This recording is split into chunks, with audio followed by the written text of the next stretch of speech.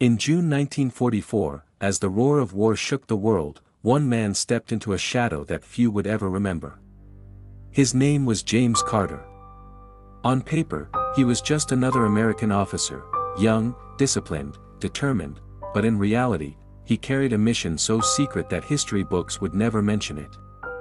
What he did in those few days would alter the course of events in ways no one could have imagined, yet no one would ever know. The Allies had stormed Normandy. Chaos and fire consumed the beaches, and the air was thick with smoke, salt, and the metallic tang of blood. While the world watched the grand battlefields, James moved through a different kind of battlefield, the dense, mist-covered forests of occupied France. His orders were simple, almost trivial: infiltrate a small village tucked deep in the hills, collect intelligence, and ensure nothing critical fell into enemy hands. The village seemed insignificant. On maps, it was just a cluster of stones and roofs. But intelligence had whispered that beneath its quiet streets, there were secrets that could shift the balance of the war. The night James arrived, the forest seemed alive. Fog rolled between ancient oaks like slow-moving rivers of silver, and each footstep echoed unnaturally.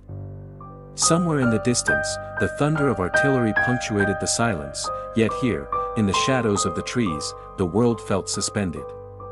Every leaf, every broken branch, seemed to watch him, as though the forest itself were aware of his presence. A figure appeared suddenly, emerging from the fog. At first, James thought it was another soldier, perhaps a French resistance fighter. But the figure moved differently. Its form shimmered slightly, as if reality itself hesitated around it. The choice you make tonight will decide the fate of many. Choose wisely, it whispered.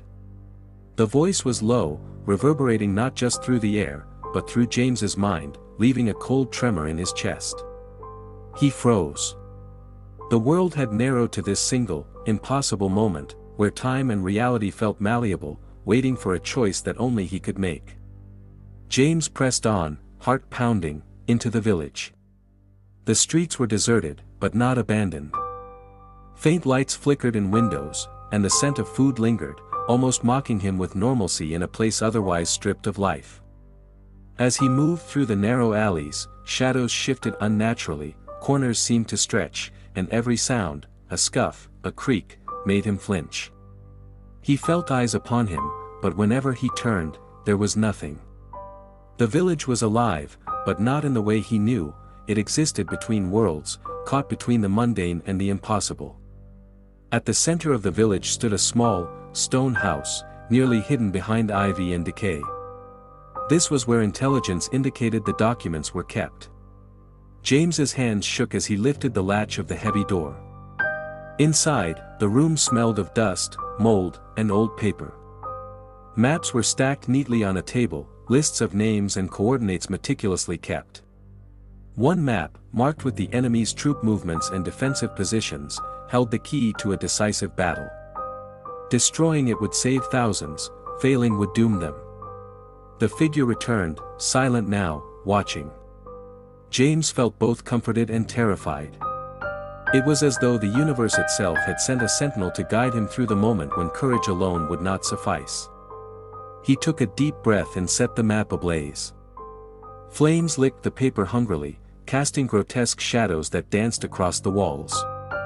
The smell of burning ink filled the air, mingling with the damp scent of the house. For a moment, James felt the weight of the world lift slightly, as if the act itself had realigned the threads of fate. Outside, the fog thickened, curling around trees and rooftops like fingers, and the village seemed to exhale. History had shifted in a single instant, though no one would ever know it. Afterward, he returned to his unit, a different man in the same uniform. The soldiers treated him as though nothing extraordinary had happened. Yet James knew the truth: the war he had left was not the same as the war he returned to. Somewhere, in the haze of memory, he would always see that figure in the fog, the silent witness to his choice, a reminder that some battles are fought not with guns, but with courage, morality, and the weight of conscience. Days passed, and James struggled to reconcile the magnitude of what he had done with the mundanity of camp life. He watched men laugh, repair equipment, and write letters home. They knew nothing of the village, the map, or the silent figure who had guided him. And perhaps that was the way it had to be. True heroism, he realized, often went unseen. History remembers battles and generals, but rarely the solitary choices made in the shadows that tipped the scales of fate. Nights brought dreams, fog-choked streets, flickering lights, whispers carried on the wind. Sometimes he woke in a sweat, convinced the figure was still there, watching, waiting for him to falter. Other nights, the dreams were kinder, as if the universe allowed him a brief respite, showing the lives saved by his decision, the soldiers who would fight another day, the innocents who would live in villages that otherwise would have been razed. Yet the psychological toll weighed heavily. James often questioned reality. Was the figure real, or a projection of his mind under the stress of war? Did it matter? The outcome had been altered. History had shifted. That was enough. Still, he could not escape the feeling that some unseen hand had guided him, and that in the quietest hours, he owed his survival, and the survival of so many others, to forces beyond comprehension. Months later, after the war had moved forward and battles raged elsewhere, James received no commendation, no medal, no recognition. Officially, he was just another soldier who survived Normandy.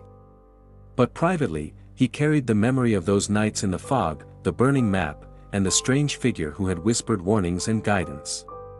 He understood then, in a clarity forged by both fear and duty, that history is not solely written by victories or generals.